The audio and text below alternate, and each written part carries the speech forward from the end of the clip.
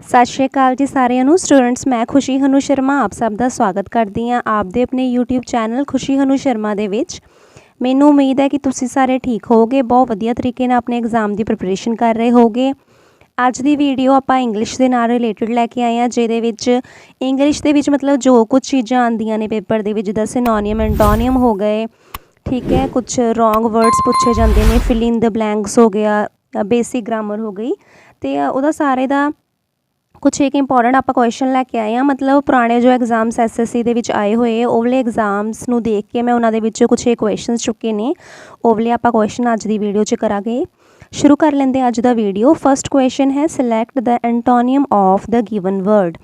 ਐਂਟੋਨੀਅਮ ਕੀ ਹੁੰਦਾ? ਐਂਟੋਨੀਅਮ ਦਾ ਮਤਲਬ ਹੁੰਦਾ ਹੈ ਉਲਟਾ, ਠੀਕ ਹੈ ਜੀ। ਸਿਨੋਨੀਅਮ ਮਤਲਬ ਉਹਦਾ ਸਿਨੋਨੀਅਮ, ਉਹਦੇ ਵਰਗਾ ਹੀ same word.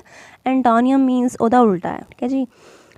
ਐਂਟੋਨੀਮ of the given word, broad ਇਹਨਾਂ ਨੇ ਸਾਨੂੰ ਇੱਕ ਸ਼ਬਦ ਦਿੱਤਾ ਹੈ, ਬਰੋਡ ਜਿਹਦਾ ਮਤਲਬ ਹੁੰਦਾ ਹੈ ਚੌੜਾ। ਇਹਦਾ ਉਲਟਾ ਸ਼ਬਦ ਕੀ ਹੈ? ਲਾਰਜ, ਵਾਈਡ, ਲੌਂਗ ਜਾਂ ਨੈਰੋ। ਲਾਰਜ ਦਾ ਮਤਲਬ ਵੀ ਵੱਡਾ ਹੁੰਦਾ ਹੈ, ਚੌੜਾ ਹੁੰਦਾ ਹੈ।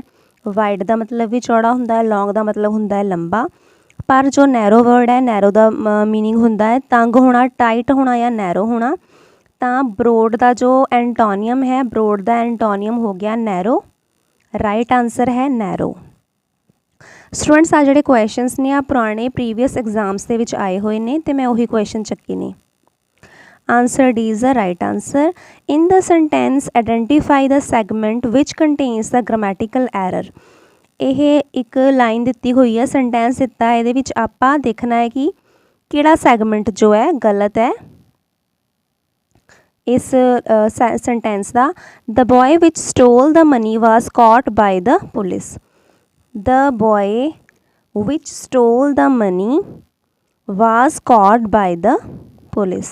Was caught ਗਲਤ ਲੱਗ ਰਿਹਾ ਹੈ ਤੁਹਾਨੂੰ, by the police ਗਲਤ ਲੱਗ ਰਿਹਾ ਹੈ, stole the money ਗਲਤ ਲੱਗ ਰਿਹਾ ਹੈ, ਜਾਂ ਗਲਤ ਲੱਗ ਰਿਹਾ ਹੈ the boy which। ਠੀਕ ਹੈ ਜੀ। ਇਹਦੇ ਵਿੱਚ ਜੋ ਇਹਦਾ ਇਨਕੋਰੈਕਟ ਪਾਰਟ ਹੈ ਉਹ ਹੈ the boy which। The boy ਵਿੱਚ ਜੋ ਹੈ ਉਹ ਗਲਤ ਹੈ। ਕਿਸ ਤਰ੍ਹਾਂ ਨਾਲ ਗਲਤ ਹੈ ਇਹਨੂੰ ਆਪਾਂ ਥੋੜ੍ਹਾ ਪੜ੍ਹ ਲੈਂਦੇ ਹਾਂ। In the given sentence the segment given in option D has an error here to make the sentence grammatically correct. Who should be used in place of which. ਕਹਿੰਦੇ ਜਿੱਧਰ ਵਿੱਚ ਲੱਗਾ ਹੋਇਆ ਉੱਧਰ ਹੂ ਆਉਣਾ ਸੀ, because which is used for things and who is used for people. ਠੀਕ ਹੈ ਜੀ। ਇੱਧਰ ਕੁਐਸਚਨ ਦੇ ਵਿੱਚ ਜੇਕਰ ਆਪਾਂ ਦੇਖੀਏ ਤਾਂ ਲਿਖਿਆ ਹੋਇਆ boy which stall the money, ਲੜਕਾ ਜਿਸਨੇ ਮਨੀ ਚੁਰਾਈ। ਜਦੋਂ ਵੀ ਆਪਾਂ ਲਿਵਿੰਗ ਬੀਇੰਗ ਦੀ ਗੱਲ ਕਰਦੇ ਹਾਂ, ਪਰਸਨ ਦੀ ਗੱਲ ਕਰਦੇ ਹਾਂ, ਪਰਸਨ ਦੇ ਨਾਲ ਵਿੱਚ ਨਹੀਂ ਆਉਂਦਾ। ਵਿੱਚ ਕਿਹਦੇ ਨਾਲ ਲੱਗਦਾ ਹੈ? ਕਹਿ ਰਿਹਾ ਜੋ ਵਿੱਚ ਹੈ ਉਹ ਥਿੰਗਸ ਦੇ ਨਾਲ ਲੱਗਦਾ ਹੈ, ਠੀਕ ਹੈ, ਵਸਤੂਆਂ ਦੇ ਨਾਲ। ਪਰ ਜੋ ਬॉय ਹੈ, ਬॉय ਦੇ ਨਾਲ ਹੂ ਲੱਗਣਾ ਚਾਹੀਦਾ ਸੀਗਾ। ਦ ਬॉय ਹੂ ਸਟੋਲ ਦਾ ਮਨੀ, ਠੀਕ ਹੈ ਜੀ। ਇਸ ਲਈ ਦ ਬॉय ਵਿੱਚ ਜੋ ਪਾਰਟ ਹੈ ਗਲਤ ਹੈ, ਬॉय ਵਿੱਚ ਦੀ ਜਗ੍ਹਾ ਆਉਣਾ ਚਾਹੀਦਾ ਸੀ the boy who. Option D. Next question है, select the correct direct form of the given sentence. The teacher commanded the student not shout. ठीक है जी। Correct direct form, indirect form दे विच सानू दिता होया, असीं नूं डायरैक्ट फॉर्म दे विच लैके आना है। The teacher said to the students, don't shout. The teacher says to the students, don't shout. The teacher said to the student, you should not shout. The teacher told to the student, you must not shout. ठीक है। The commanded past ਦੀ ਗੱਲ ਕੀਤੀ ਗਈ है, ठीक है जी। तो इन्ना सानू पता है कि past ਦੇ ਵਿੱਚ ਗੱਲ हो रही है।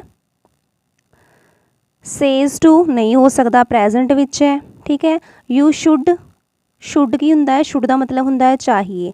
कोई भी टीचर इदा कमांड नहीं दिंदा कि तुहानू इदा करना चाहिए आ, ठीक है। टीचर तुहानू ये नहीं कहूगा कि तुहानू इदा करना चाहिए, तुहानू कमांड देगा कि इदा ही करो। चाहिए दी गल नहीं होगी। मस्ट करना ही चाहिए, मस्ट का हुंदा इदा करना ही चाहिए है, ठीक है। तो इसदा राइट आंसर हो गया, teacher said to the students don't shout. Teacher ने कमांड दी नॉट शाउट, टीचर ने सीधी गल कह दी, कमांड देती नॉट शाउट की आवाज़ नहीं आनी चाहिए। The teacher said to the students don't shout. सीधी सिंपल गल, कोई मस्ट नहीं, कोई शुड नहीं, ठीक है। Option A. Here option A, the teacher said to the students don't shout is the correct direct form of the given sentence. Given below are 4 jumbled sentences out of given options pick the one that gives their correct order. ਇਹਦੇ ਵਿੱਚ ਸਾਨੂੰ 4 ਸੈਂਟੈਂਸਿਸ ਦਿੱਤੇ ਹੋਏ ਨੇ, ਆਪਾਂ correct order ਦੇ ਵਿੱਚ ਇਹਨਾਂ ਨੂੰ ਲੈ ਕੇ ਆਉਣਾ ਹੈ। ਠੀਕ ਆ ਜੀ। Eventually she overcame adversities and achieved success. किसी लड़की की गल की गई है। She engaged herself in earn while you learn finance scheme in college. उन्हें अपने आप को अंगेज कर लिया earn while you earn scheme दे विच कॉलेज दे विच। She need financial support to complete her graduation. उन्होंने अपनी ग्रैजुएशन कंप्लीट करने लिए पैसे की लोड़ सी। Rama was a very poor girl. जे असीं इहनूं as a paragraph wise set करिए तो आपां किद्दां कर सकते हैं। सब तो पहला आऊगा कि Rama was a very poor girl. Rama एक बहुत पुअर लड़की सी। सैकेंड नंबर जाऊगा she needed financial support to complete her graduation. उन्होंने अपनी ग्रैजुएशन कंप्लीट करने लई फाइनैशियल सपोर्ट की लोड़ सी। थर्ड नंबर 'च उन्हें अपने आप को अंगेज कर लिया एक स्कीम दे विच जिहड़ी उहदे कॉलेज दे विच सी अर्न वाइल यू लर्न। जो असीं लर्न कर रहे हैं उदों अर्न करो। ठीक है। चौथे नंबर 'च eventually she overcame adversities and achieved success. उस तो बाद की होया अपनी एडवर्सिटीज़ जो सीगियां उन्हां तो उन्हें ओवरकम कर लिया, उभर गई तो नाले उन्हें सक्सैस अचीव कर ली। किद्दां लाइन बनी फर्स्ट नंबर 'च आ सैकेंड आ थर्ड आ फोर्थ, यानी कि DCBA दा राइट हो गया। Option D DCBA। ठीक है। इदां दे क्वेश्चन पूछे जाते कि इदां मतलब जंबल्ड सेंटेंसिस ने उन्होंने करैक्ट ऑर्डर दे विच करो। तो एग्जाम दे विच आए हुए ने। Given below are 4 jumbled sentences out of the given option pick the one that gives their correct order. ਇਹਦੇ ਵਿੱਚ ਵੀ ਕਹਿੰਦਾ ਉਲਟੇ ਸਿੱਧੇ ਦਿੱਤੇ ਹੋਏ ਤੁਸੀਂ ਕਰੈਕਟ ਆਰਡਰ ਦੇ ਵਿੱਚ ਲਿਆਣੇ ਆ। We are going to the market declared Ritu and Geetu. Ritu ਤੇ ਗੀਤੂ ਨੇ ਕਿਹਾ ਅਸੀਂ ਮਾਰਕੀਟ ਜਾ ਰਹੇ ਹਾਂ। Where are you going the father ask. ਠੀਕ ਹੈ। ਪਹਿਲਾਂ ਫਾਦਰ ਨੇ ਪੁੱਛਿਆ ਹੋਊਗਾ ਤਾਂ ਹੀ ਉਹਨਾਂ ਨੇ ਆਂਸਰ ਦਿੱਤਾ, ਇਸ ਲਈ ਪਹਿਲਾਂ ਫਾਦਰ ਨੇ ਪੁੱਛਿਆ where are you going the father ask. We are going to the market declared Ritu and Geetu. Ritu ਤੇ ਗੀਤੂ ਨੇ ਕਿਹਾ ਤਾਂ ਮਾਰਕੀਟ ਜਾ ਰਹੇ ਹਾਂ। Take your umbrella it is going to rain the mother said. ਫਿਰ ਮਦਰ ਨੂੰ ਵੀ ਪਤਾ ਲੱਗ ਗਿਆ ਉਹ ਜਾ ਰਹੇ ਆ। मदर कहती ठीक है अपना छाता लैके जाओ क्योंकि बाहर बारिश हो रही है होने जा रही है। Yes definitely we will replied the truth. दोनों ने कहता हाँ आप ले जावांगे। ठीक है। कि साडी बनया BACD। BACD बनया ऑप्शन B BACD। ठीक है जी। इस तरीके ना तुहानूं दिते होने जंबल्ड सेंटेंसिस जो कि तुसी सही करने ने। BACD is the correct order.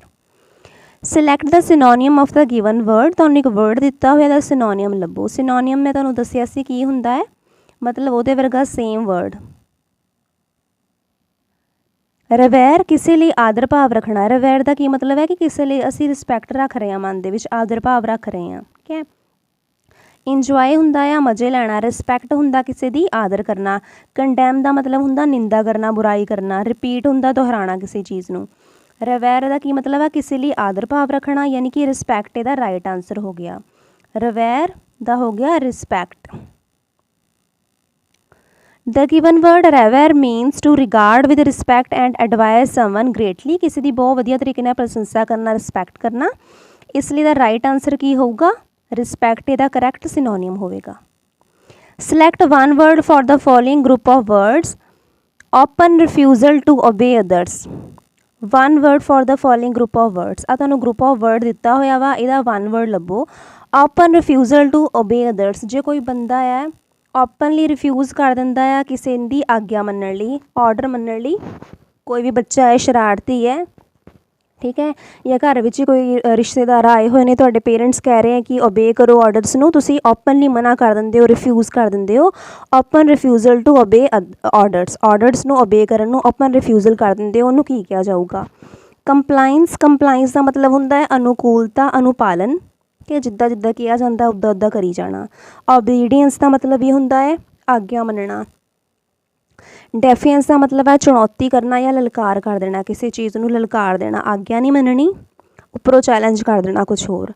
अडहेरेंस का मतलब भी हुंदा है, अडहेरेंस का मतलब है अनुपालन करना, आग्या पालन करना।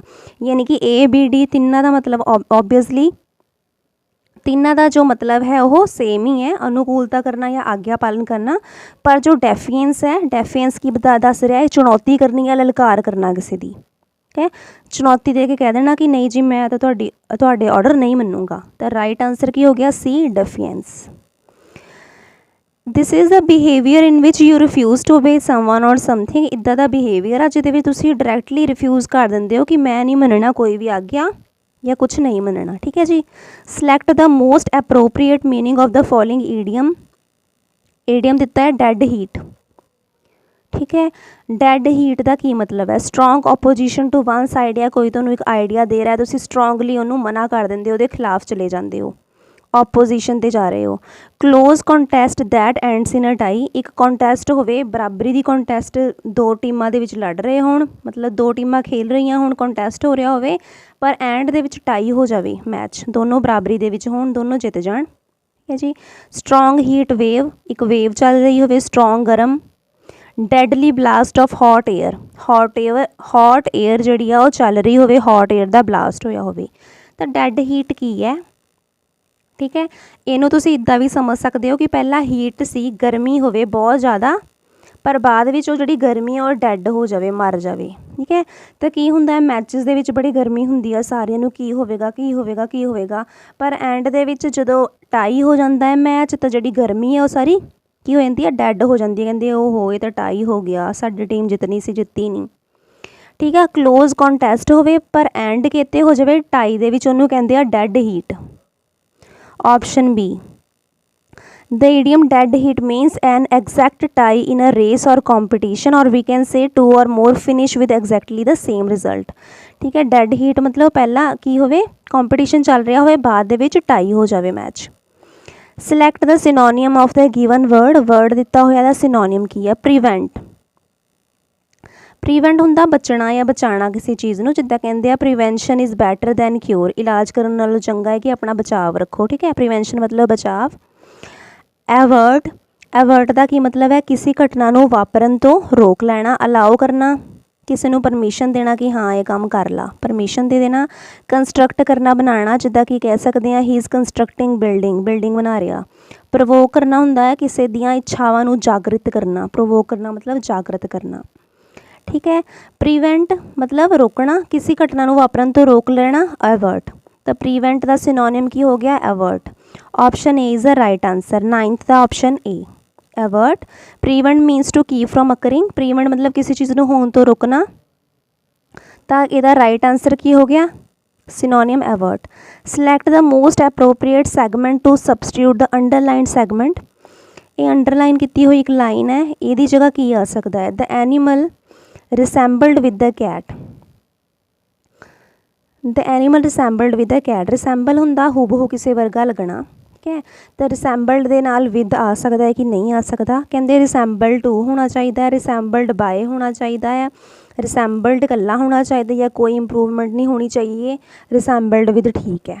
ठीक है, the animal resembled with a cat, तो ये जो है रिसैम्बल्ड के नाल विद नहीं लगना चाहिए, इसका राइट आंसर होगा द एनीमल रिसैम्बल्ड कैट, जो एनीमल है कैट नूं रिसैम्बल करदा करिया, एनीमल ने कैट नूं रिसैम्बल किया। इसका राइट आंसर चेक कर लेंदे हैं, the animal resembled a cat, option C. Resemble does not take any preposition after it, कहते जो रिसैम्बल वर्ड है वो कोई प्रैपोजिशन नहीं लगती, जिदा कि एट लगाया होया है। In the given sentence only resembled should be use in place of resembled with, resembled with की जगह अकेला क्या आऊगा, रिसैम्बल्ड आऊगा। Resemble itself mean qualities in common with someone, so with is no not use, with use नहीं होगा। ठीक है, विद यूज़ नहीं होगा, क्या होगा the animal resembled a cat, option C the right answer है। ओके, सो नेक्स्ट है select the most appropriate word to fill in the blank, blank दे विच फिल करन लई मोस्ट एप्रोप्रीएट वर्ड किहड़ा है। She dash on paying the bill at the restaurant, she offered on, उन्हें offer किया bill pay करन लई, सजैसट किया, इंसिस्टेड, रिक्वेस्टेड। ठीक है, इन्हां विचों जेकर आप सही देखिए की होना चाहिए है, ऑफर्ड ऑन, ऑफर्ड दे नाल ऑन लगना सही नहीं है, ऑफर्ड दे नाल ऑन नहीं लगता, सजैसटेड ऑन भी नहीं हुंदा, रिक्वेस्टेड ऑन भी नहीं हुंदा, लेकिन इंसिस्टेड ऑन हो सकता है। She insisted on paying the bill at the restaurant, right answer इहदा होना चाहिए है option C 11 the option C insisted. ठीक है, राइट आंसर की होगा insisted is the most appropriate word, होरां नालों ज़्यादा एप्रोप्रीएट की है insisted. Select the most appropriate word to fill in the blank. The groom stood before the dash for the wedding ceremony at the church. जो ਦੁਲਹਾ ਸੀ ਉਹ ਕਿੱਥੇ ਖੜਾ ਹੋ ਗਿਆ ਵੈਡਿੰਗ ਸੈਰਾਮਨੀ ਵਾਸਤੇ ਚਰਚ ਦੇ ਵਿੱਚ। ਐਲਟਰ ਦੇ ਵਿੱਚ ਖੜਾ ਹੋ ਗਿਆ, ਐਟਲਸ ਦੇ ਵਿੱਚ ਖੜਾ ਹੋ ਗਿਆ, ਐਲਟਰ ਦੇ ਵਿੱਚ ਖੜਾ ਹੋ ਗਿਆ ਜਾਂ ਐਟਿਕ ਦੇ ਵਿੱਚ ਖੜਾ ਹੋ ਗਿਆ। ਠੀਕ ਹੈ, ਹੁਣ ਇਹਨਾਂ ਦੇ ਮੀਨਿੰਗ ਦੇਖ ਲੈਂਦੇ ਆ। ਐਲਟਰ ਦਾ ਮਤਲਬ ਹੁੰਦਾ ਹੈ ਚੇਂਜ, TER ਜੇ ਹੈ ਤਾਂ ਮਤਲਬ ਚੇਂਜ, ਉਹ ਕਿਸੇ ਚੇਂਜ 'ਤੇ ਤਾਂ ਖੜਾ ਨਹੀਂ ਹੋ ਸਕਦਾ। ਇਹਦਾ ਇਹ ਸੈਂਟੈਂਸ ਬਣ ਸਕਦਾ ਹੈ ਸ਼ੀ ਕੀਪਸ ਐਲਟਰਿੰਗ ਹਰ ਡਿਸੀਜ਼ਨਸ, ਆਪਣੇ ਡਿਸੀਜ਼ਨਸ ਚੇਂਜ ਕਰਦੀ ਰਹਿੰਦੀ ਹੈ। ਠੀਕ ਹੈ, ਅਤੇ ਉਹਦੇ ਵਿੱਚ ਖੜਾ ਨਹੀਂ ਹੋ ਸਕਦਾ। ਐਟਲਸ ਕੀ ਆ, ਇੱਕ ਬੁੱਕ ਹੁੰਦੀ ਹੈ ਜਿਹਦੇ ਵਿੱਚ ਮੈਪਸ ਹੁੰਦੇ ਆ, ਬੁੱਕ ਦੇ ਉੱਪਰ ਵੀ ਨਹੀਂ ਖੜਾ ਹੋਊਗਾ। Altar TAR a high table that is the centre of religious ceremony. ਇੱਕ ਐਲਟਰ ALTAR ਐਲਟਰ ਜੋ ਹੈ ਇੱਕ ਕੀ ਹੁੰਦਾ ਟੇਬਲ ਸੈਰਾਮਨੀ, ਜਿਹੜਾ ਰਿਲੀਜੀਅਸ ਸੈਰਾਮਨੀ 'ਤੇ ਇੱਕ ਟੇਬਲ ਲੱਗਾ ਹੁੰਦਾ ਸੈਂਟਰ 'ਤੇ। ਜਾਂ ਇੱਕ ਐਟਿਕ ਹੈ space or room just under the roof of house often used for storing things, ਸਮਾਨ ਰੱਖਣ ਵਾਸਤੇ ਜਿਹੜੀ ਜਗ੍ਹਾ ਹੁੰਦੀ ਹੈ ਘਰ ਦੇ ਵਿੱਚ ਉਹ। ਤਾਂ ਜਿਹੜਾ ਗਰੂਮ ਹੈ ਉਹ ਕਿੱਥੇ ਖੜਾ ਹੋਊਗਾ ਓਬਵੀਅਸਲੀ ਟੇਬਲ ਜਿਹੜਾ ਹੈ ਇੱਕ ਹਾਈ ਟੇਬਲ ਲੱਗਾ ਹੋਇਆ ਰਿਲੀਜੀਅਸ ਸੈਰਾਮਨੀ ਦੇ ਵਿੱਚ ਉੱਧਰ ਖੜਾ ਹੋਊਗਾ, ਉਹਦੇ ਸਾਹਮਣੇ ਖੜਾ ਹੋਊਗਾ। ਠੀਕ ਹੈ, ਰਾਈਟ ਆਂਸਰ ਹੋ ਗਿਆ ਆਪਸ਼ਨ ALTAR ਐਲਟਰ। ਠੀਕ ਹੈ, ਤਾਂ ਇਹਦਾ ਕੀ ਰਾਈਟ ਆਂਸਰ ਹੈ ALTAR altar. A chip of the old block, chip of the old block एक ईडियम है। इस ईडियम का की मीनिंग है reminds them of one's father, to remind one's sin, किसी दे पाप, सिन मतलब पाप, किसी दे पाप याद दिलाने। रिमाइंड्स दैम ऑफ वन सन, किसी ਨੂੰ ਕਿਸੇ ਦੀ ਮੁੰਡੇ ਦੀ ਯਾਦ ਦਿਲਾਣਾ। ਰਿਮਾइंड्स ऑफ प्रीवियस मैमरीज़ ਨੂੰ याद करना। Reminds them of one's father, ਦੇ फादर ਦੀ याद दिलाना। A chip of the old block, जेकर ਇਹਦੇ मीनिंग ਦੀ ਜਾਂ ਡੈਫੀਨੇਸ਼ਨ ਦੀ ਗੱਲ ਕਰੀ ਤਾਂ ਥੋੜ੍ਹਾ ਜਿਹਾ ਇਹਨੂੰ ਪੜ੍ਹ ਲੈਂਦੇ ਹਾਂ। The idiom a chip of the old block means someone who closely resembles their parent in character or appearance. Chip of the old block मतलब ओल्ड ਤੋਂ ਤੁਸੀਂ ਯਾਦ ਰੱਖ ਸਕਦੇ ਹੋ ਪੁਰਾਣਿਆਂ ਤੋਂ ਮੈਚ ਖਾਣਾ। ਠੀਕ ਹੈ, ਜਿੱਦਾਂ ਜੇ ਬੱਚੇ ਹੁੰਦੇ ਆ ਆਪਣੇ ਪੇਰੈਂਟਸ ਨੂੰ ਰਿਸੈਂਬਲ ਕਰਦੇ ਆ, ਪੇਰੈਂਟਸ ਵਰਗੇ ਹੁੰਦੇ ਆ। ਠੀਕ ਹੈ, ਤਾਂ ਇਹਦਾ ਰਾਈਟ ਆਂਸਰ ਕੀ ਹੋ ਜਾਏਗਾ reminds them of one's father, option A। ਕਿ ਕਿੱਦਾਂ ਕਹਿ ਸਕਦੇ ਹਾਂ he is a chip of the old block, ਕਿ ਉਹ ਜਿਹੜਾ ਹੈਗਾ ਆਪਣੇ ਪਾਪਾ ਨੂੰ ਰਿਸੈਂਬਲ ਕਰਦਾ, ਪਾਪਾ ਦੀ ਯਾਦ ਦਿਲਾਉਂਦਾ ਆ। ਠੀਕ ਹੈ, chip of the old block ਮਤਲਬ ਰਿਸੈਂਬਲ ਕਰਨਾ, ਆਪਣੇ ਪੇਰੈਂਟਸ ਨੂੰ ਰਿਸੈਂਬਲ ਕਰਨਾ। ਅਤੇ ਇਹਦਾ ਰਾਈਟ ਆਂਸਰ ਆਪਸ਼ਨ A ਹੋ ਸਕਦਾ ਹੈ, ਕਿਉਂਕਿ ਮੁੰਡੇ ਨੂੰ ਤਾਂ ਰਿਸੈਂਬਲ ਕਰ ਨਹੀਂ ਸਕਦਾ, ਮੁੰਡੇ ਵਰ 'ਤੇ ਥੋੜ੍ਹੀ ਜਾਊਗਾ ਪੇਰੈਂਟਸ, ਜੋ ਬੱਚਾ ਹੈ ਉਹ ਆਪਣੇ ਪੇਰੈਂਟਸ 'ਤੇ ਜਾਊਗਾ। 13 ਦਾ A। To fish in troubled waters, to indulge in evil conspiracies, ਬੁਰਾਈਆਂ ਦੇ ਵਿੱਚ ਲੱਗ ਜਾਣਾ, ਈਵਲ ਕੌਨਸਪੀਰੇਸੀਜ਼ ਦੇ ਵਿੱਚ ਲੱਗ ਜਾਣਾ। To make profit out of disturbances, ਕੁਛ ਡਿਸਟਰਬੈਂਸਿਸ ਚੱਲ ਰਹੀਆਂ ਨੇ ਪਰ ਉਹ ਤੋਂ ਫ਼ਾਇਦਾ ਉਠਾ ਲੈਣਾ। ਐਗਰੇਵੇਟ ਦ ਸਿਚੁਏਸ਼ਨ, ਕਿਸੇ ਸਿਚੁਏਸ਼ਨ ਨੂੰ ਵਧਾਵਾ ਦੇਣਾ, ਕਹਿੰਦੇ ਆ ਅੱਗ ਦੇ ਵਿੱਚ ਘੀ ਦਾ ਕੰਮ ਦੇਣਾ। ਠੀਕ ਹੈ, ਸਿਚੁਏਸ਼ਨ ਨੂੰ ਵਧਾਵਾ ਦੇਣਾ। Make the most of the bad bargain. ਠੀਕ ਹੈ, make the most of the bad bargain ਕੀ ਹੁੰਦਾ ਆ ਲੈਣ ਦੇਣ, ਜਦੋਂ ਆਪਾਂ ਕਰਨ ਜਾਂਦੇ ਉਦੋਂ ਬਾਰਗਨ ਕਰਦੇ ਹਾਂ, ਤਾਂ ਬੈਡ ਬਾਰਗਨ ਤੋਂ ਬਹੁਤ ਜ਼ਿਆਦਾ ਫ਼ਾਇਦਾ ਉਠਾਉਣਾ। ਠੀਕ ਹੈ, ਕੀ ਆ fish in troubled waters, to make a profit out of disturbances. ਠੀਕ ਹੈ, ਡਿਸਟਰਬੈਂਸ ਚੱਲ ਰਹੀ ਹੈ ਪਰ ਆਪਣਾ ਫ਼ਾਇਦਾ ਕਰ ਲੈਣਾ। To fish in troubled waters. The idiom to fish in troubled waters means to take advantage or to make profit of disturbances, to try to win an advantage from a difficult situation from someone else problem। ਕੋਈ ਹੋਰ ਬੰਦਾ problem 'ਚ ਆ, difficult situation 'ਚ ਆ, ਪਰ ਉਹਦੇ ਵਿੱਚ ਆਪਣਾ ਫ਼ਾਇਦਾ ਕਰ ਲੈਣਾ। ਠੀਕ ਹੈ, ਇਹਦਾ ਰਾਈਟ ਆਂਸਰ ਹੋ ਗਿਆ option B। To fish in troubled waters to make profit of disturbances. Next ਹੈ 15th, ਕਹਿੰਦੇ ਅੰਡਰਲਾਈਨ ਕੀਤੇ ਹੋਏ ਨੇ ਵਰਡਸ, ਤੁਸੀਂ ਦੱਸੋ ਕਿ ਆ ਸਹੀ ਹੈ ਕਿ ਕੁਝ ਕਰੈਕਸ਼ਨ ਹੋਣੀ ਚਾਹੀਦੀ ਹੈ। ਵਟ you have been doing since the workshop last month. You have been doing, ਦੇਖਿਆ ਜਾਵੇ ਤਾਂ ਇਹ ਕੁਐਸਚਨ ਮਾਰਕ ਵਾਲਾ ਸੈਂਟੈਂਸ ਹੈ ਇੰਟੈਰੋਗੇਟਿਵ, ਅਤੇ ਇੰਟੈਰੋਗੇਟਿਵ ਦੇ ਵਿੱਚ ਹੈਵ ਜੋ ਹੈ ਪਹਿਲਾਂ ਲੱਗਣਾ ਚਾਹੀਦਾ, ਯੂ ਬਾਅਦ ਦੇ ਵਿੱਚ ਆਊਗਾ। ਠੀਕ ਹੈ ਜੀ, have you done, you have done, have you been doing, ਕਿਹੜਾ ਟੈਂਸ ਹੈ ਇਹ। ਇਹਦਾ ਰਾਈਟ ਆਂਸਰ ਹੋਣਾ ਚਾਹੀਦਾ option C, what have you been doing since the workshop last month. पिछले लास्ट मंथ वर्कशॉप तो तुसी की कर रहे हो। The helping verb have will come before the subject you in case of an interrogative sentence. Interrogative sentence है तो की होगा, हैव जो है पहला आऊगा।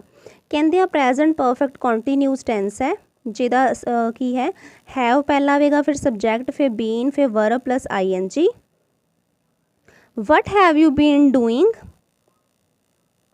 What have you been doing since the workshop last month. ठीक है, प्रेजेंट परफेक्ट कॉन्टीन्यूस टेंस है ये, present perfect continuous tense, have you been doing. सी तो स्टूडेंट जेकर तुहानूं टेंसिस दे विच डाउट है, मैं सारे टेंसिस करवा सकती हाँ। जेकर तुहानूं लगदा है तुसीं टेंस रिवाइज़ करने ने जां एक्टिव पैसिव रिवाइज़ करने ने, उहदे लैक्चर बनाउण दी लोड़ है, तुसीं मैनूं दस दिओ, वो मैं बना दूँगी। Okay, corruption is the most serious problem in India. Corruption जो है मोस्ट सीरीयस प्रॉब्लम है India they which. The most serious ਇਹਦੀ जगह की आना चाहिए है, the most serious, the more serious आना चाहिए है, वेरी सीरीयस आना चाहिए, सीरीयस या नो इंप्रूवमेंट। ठीक है जी, करप्शन जो है मोस्ट सीरीयस प्रॉब्लम है, ये कोई इंप्रूवमेंट की लोड़ नहीं है, ये राइट है, no improvement is needed. Corruption is the most serious problem in India, no improvement. उस तो बाद वो बोल रहा है ब्लैंक स्पेस है तो 4 वर्ड्स सानू दिते गए ने, तुसी सही चुनना है किहड़ा आ सकदा। Sid and Harsh are dash unable to complete the task. Sid ते हर्ष दो जणियां दी गल कीती है, कहंदा दोनों ही अनेबल ने कोई भी काम पूरा करने वास्ते। नीदर, ईदर, ईच, बोथ, दोनों की गल की गई है, दोनों दे विच की लगूगा, Sid and Harsh are both, दोनों ही अनेबल ने कोई भी कंप्लीट करने वास्ते टास्क। इहदा राइट आंसर आ जाऊगा D, both. The examinee could guess dash the answer correctly. Could guess at, could guess about, could guess through, could guess to. तो ये नाल जो है राइट प्रैपोजिशन जो आनी चाहिए वो लगेगी at. The examinee could guess at the answer करैक्टली।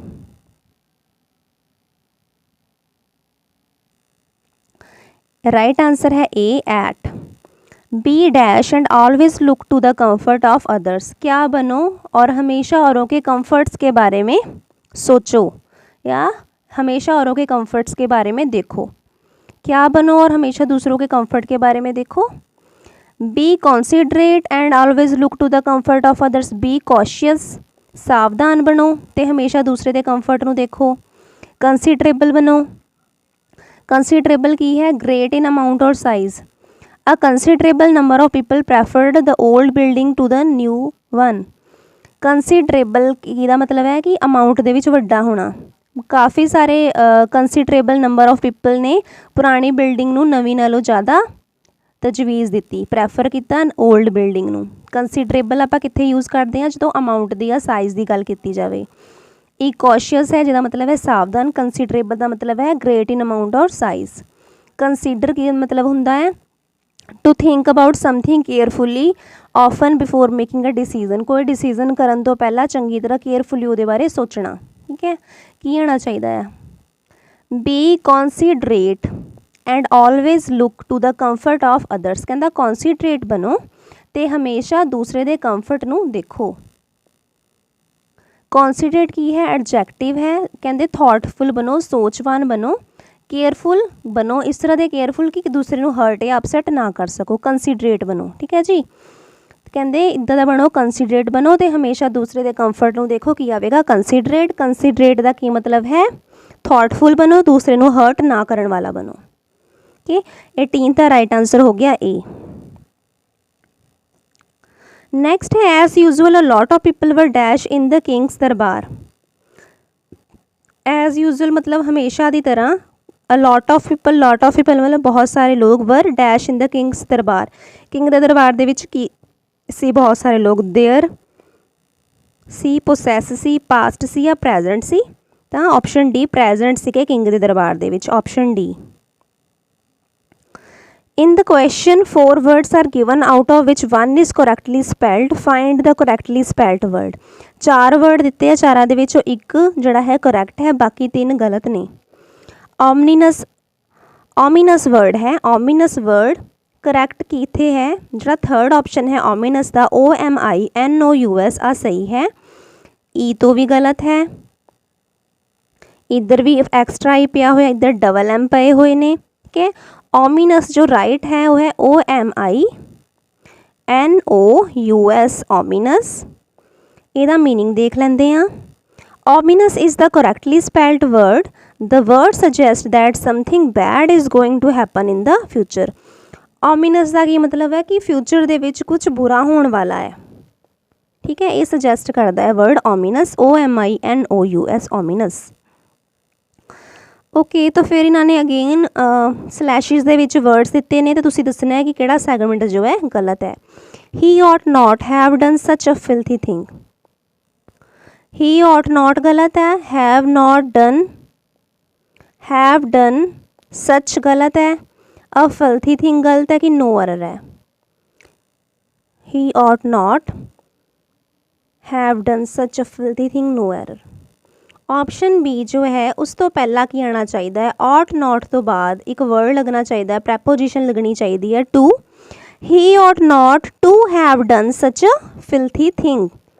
He ought not to have done such a, ठीक है, की लगना चाहिए, to have done लगना चाहिए है, have done तो पहला लगना चाहिए है to। ठीक है, या फिर ought not तो बाद तुसी याद रखो कि to लगना चाहिए है। He ought not to have done such a filthy thing।